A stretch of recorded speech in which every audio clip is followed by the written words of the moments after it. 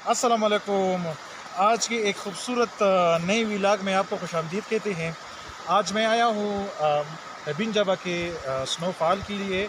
तो स्नोफॉल तो हो चुका है और ये हसीन नज़ारे इस व्लॉग में मैं आपको दिखाऊंगा। इस वक्त मैं गबिन जबा बेस में खड़ा हूँ। यहाँ तक हम गाड़ी में आए हैं और यहाँ से अब हम पैदल ट्रैकिंग स्टार्ट करेंगे। यहाँ से ये रास्ता जाता है ऊपर टॉप तक। तो अभी देखते हैं कि हम ऊपर चढ़ते हैं, क्योंकि बहुत ज़्यादा बर्फबारी हो चुकी है। ये सामने है, ये खूबसूरत सीनरी आपके सामने है, तो बहुत ज़्यादा बर्फबारी हो चुकी है। तो चलो आए जी, देखते हैं कि हम टॉप तक पहुंचते हैं कि नहीं। यहाँ से टॉप तक तकरीबन अगर पैदल ट्रैकिंग कर सकते हैं तो तकरीबन आप 45 मिनट में पहुंच सकते हैं। एक ज़माना था कि गबिन जबा पहुंचना किसी चैलेंज से कम नहीं था, लेकिन अब चूँकि सड़क बन चुका है तो गबिन जबा पहुंचना काफ़ी आसान हो चुका है। ये रोड की कंडीशन आप देख रहे हैं, तो इस व्लॉग में मैं आपको रोड की कंडीशन भी दिखाऊंगा। ये जो आप देख रहे हैं यहाँ पे स्नोफॉल कम हो चुका है। ये अपर लालकू है और अपर लालकू से यहाँ से गबिन जबा बेस तक तकरीबन 3 किलोमीटर का फासला है और फिर टॉप तक 5 किलोमीटर का फासला है। रोड मुकम्मल तैयार है। तो इस व्लॉग में साथ साथ आप रोड की कंडीशन भी देखेंगे कि अगर आप लोग आते हैं गबिन जबा तो रोड बन चुका है, कोई मसला नहीं है। और ये जो 3 किलोमीटर फासला है गबिन जबा बेस तक अपर लालकू से, तो ये बन चुका है। और अगर आप यहाँ आते हैं तो स्टे का भी कोई मसला नहीं है, यहाँ पे बाकायदा होटल है। और इससे आगे थोड़े से फासले पर गबिन जबा ट्राउट फिश हिचरी भी है, तो वो भी आप देखेंगे। ये सामने आप देख रहे हैं कि ये गबिन जबा ट्राउट फिश हिचरी है। अगर यहाँ पे आप स्टे करते हैं तो स्टे का कोई मसला नहीं है, बाकायदा कमरा अवेलेबल है। ट्राउट फिश का फी किलो तकरीबन 2200 रुपये पे यहाँ पे मिलता है ब्राउन ट्राउट। और साथ साथ कमरे का रेंट जो है, सिंगल रूम का रेंट 1500 रुपये है और डबल रूम का रेंट 2500 रुपये है। तो इतना महंगा भी नहीं है, आप आसानी के साथ यहाँ पे स्टे कर सकते हैं।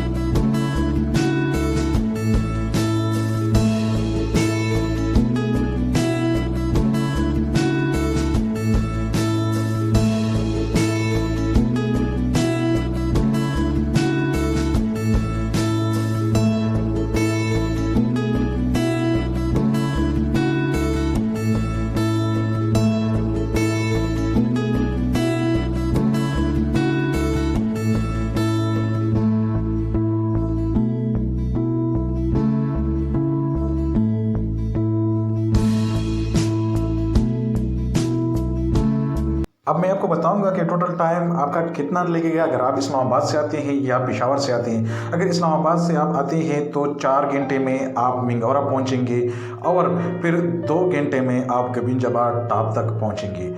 लेकिन अगर आप पेशावर से आते हैं तो 3 घंटे में आप मिंगौरा पहुंचेंगे और फिर मिंगौरा से आप गबिन जबा टॉप तक 2 घंटे में, यानी टोटल 5 घंटे आपके पेशावर से लगेंगे और टोटल 6 घंटे आपके इस्लामाबाद से लगेंगे अगर आप इस्लामाबाद से आते हैं। तो ये अब पार्किंग एरिया तकरीबन हम पहुंच चुके हैं गबिन जबा बे। तक हम पहुंचने वाले हैं और यहाँ पे आप गाड़ी पार कर सकेंगे। यहाँ से आगे गाड़ी नहीं जा सकती। अब यहाँ पे ज़्यादा बर्फबारी हो चुकी है।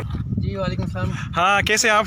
जी अल्हम्दुलिल्लाह ठीक ठाक हूँ। क्या नाम है आपका? मेरा नाम जफर इकबाल है। जफर इकबाल, कहाँ से आए हैं आप? मैं इस्लामाबाद से हूँ। अच्छा जी, इस्लामाबाद से।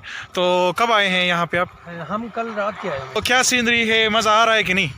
बहुत ही मज़ा आ रहा है, बहुत अच्छा व्यू था ऊपर। मौसम बड़ा मुतदल किस्म का है, जी। ना बादल हैं ना धूप है। अच्छा जी। बड़ा प्यारा मौसम है और स्नो थ्रू आउट द हाँ वैली जो है, पूरी वैली को स्नो ने चांदी में लपेटा हुआ है जी। और बहुत मज़ा आया हमें। तो मैं अभी ऊपर सुबह हम 6 बजे निकले थे और जी। अभी हम तकरीबन 10 बज रहे हैं, तो वापस हम एक्सप्लोर करके पूरी वैली को वापस हम नीचे जा रहे हैं। अच्छा, इससे पहले आप समर सीजन में आए हैं? नहीं, समर सीजन में मैं इस वैली में नहीं आया। वैसे तो स्वात की काफ़ी वैलीज हैं, दरवाज़ा पास मैंने किया हुआ है जी जी। और अतरोड़ की सारी जो है वो झीलें, कुछ 13-14 झीलें मैंने की हुई हैं। अच्छा। तो ये गबीन जब्बा वाली साइड पे क्योंकि पहली दफ़ा मैं आया हूँ, तो मुझे बड़ा मज़ा आया कि स्नो में ये जो ट्रैक करने का एक जो लुत्फ़ है वो बहुत ही।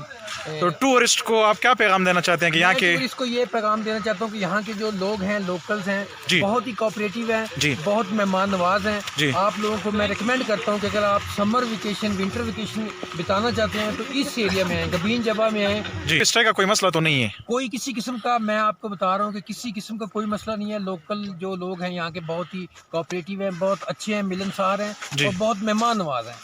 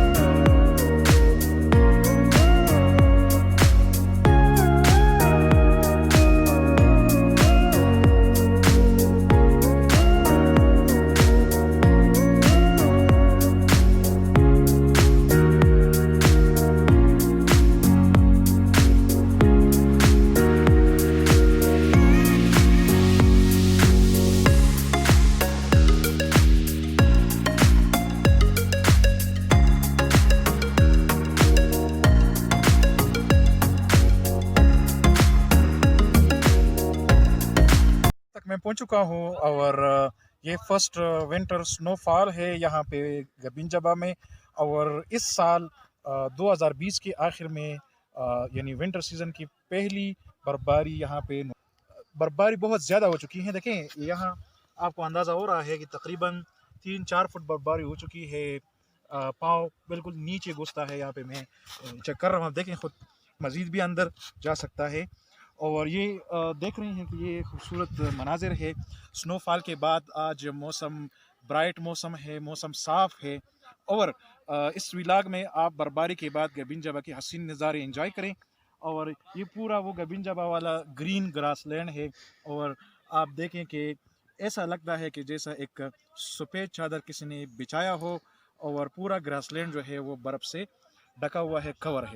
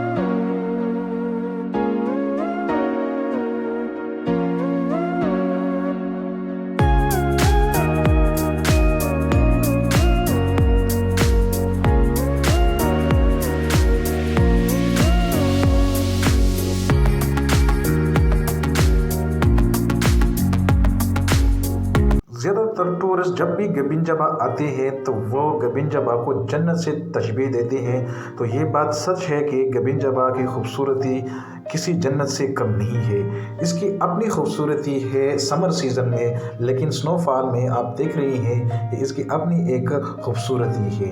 ये एक सेफ़ जगह है और ट्रैवलिंग के लिए।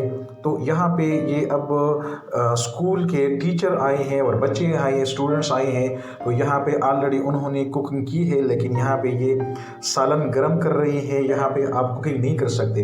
अगर आप टॉप तक आते हैं तो आपके पास ऑलरेडी कुक फूड मौजूद हो, क्योंकि आप यहाँ पे कुकिंग नहीं कर सकते। ऑलरेडी स्नोफॉल में चूँकि पार्शियल प्रेशर कम होता है, बॉइलिंग पॉइंट कम होता है, तो कुकिंग आप यहाँ पे नहीं कर सकते। इसी तरह अगर आप टॉप तक पहुँचते हैं तो फिर आपके पास पानी भी मौजूद हो, ड्रिंकिंग वाटर मौजूद हो। इसी तरह आपके पास अगर कुकिंग करते हैं, लाइट चीज़ आप पकाते हैं, मसलन आप चिकन पकाते हैं, तो पकाने के लिए बाकायदा आपके पास पानी मौजूद हो, क्योंकि यहाँ पे जो चश्मे होते हैं वो ऑलरेडी कवर होते हैं। पानी का कोई बंदोबस्त यहाँ पे नहीं होता स्नोफॉल में। समर सीज़न में यहाँ पे पानी का कोई मसला नहीं है, बाकायदा यहाँ पे एक चश्मा है। इसी तरह यहाँ पे टेंट वेली के लिए जो होटल होता है वहाँ भी उनके पास पानी अवेलेबल होता है, लेकिन चूँकि स्नोफॉल विंटर सीज़न में वो टेंट वेली वाला होटल भी नहीं होता, तो ये मुकम्मल एक वीरान मैदान है। तो यहाँ पे अगर आप हाइकिंग करते हैं, टॉप तक आते हैं, तो आपके पास अपने फूड आइटम्स मौजूद हो। और ये गबिन जबा टॉप तक आप यहाँ तक आ सकते हैं और फिर वापस आप जाएं बेस तक। वहाँ पे ऑलरेडी होटल्स मौजूद है, वहाँ पे आप स्टे करें। जब आप टूर प्लान करें तो अगर सपोज़ आप लेट पहुँचते हैं गबिन जबा बेस तक, तो वहाँ पे आप रात गुजारें और फिर अर्ली इन द मॉर्निंग आप अपना ट्रैकिंग स्टार्ट करें गबिन जबा बेस से टॉप तक। तो 45 मिनट्स में आप आसानी के साथ टॉप तक पहुंच सकते हैं। और अगर आपके पास फूड आइटम्स है तो यहाँ पे आप लंच करें और फिर वापस चले जाएं। तो गबिन जबा एक पुरसकून एरिया है, एक पुरअमन एरिया है। अगर आप यहाँ आते हैं, ट्रैकिंग करते हैं, तो समर सीज़न में भी कोई मसला नहीं है और विंटर सीज़न में भी कोई मसला नहीं है। बाकायदा फैसिलिटीज़ मौजूद है गबिन जबा बेस में रात गुजारने के लिए। और सामने ये जो चोटी आपको नज़र आ रही पहाड़, ये स्वात का सबसे बुलंद तरीन स्पिंसर पहाड़ है और इसके बैक साइड पे दराल लेक है। तो ये थी गबिन जबा की स्नोफॉल के बाद खूबसूरत और हसीन नज़ारे। अगर वीडियो पसंद आए हो तो चैनल को सब्सक्राइब करें मज़ीद अच्छी वीडियोज़ के लिए।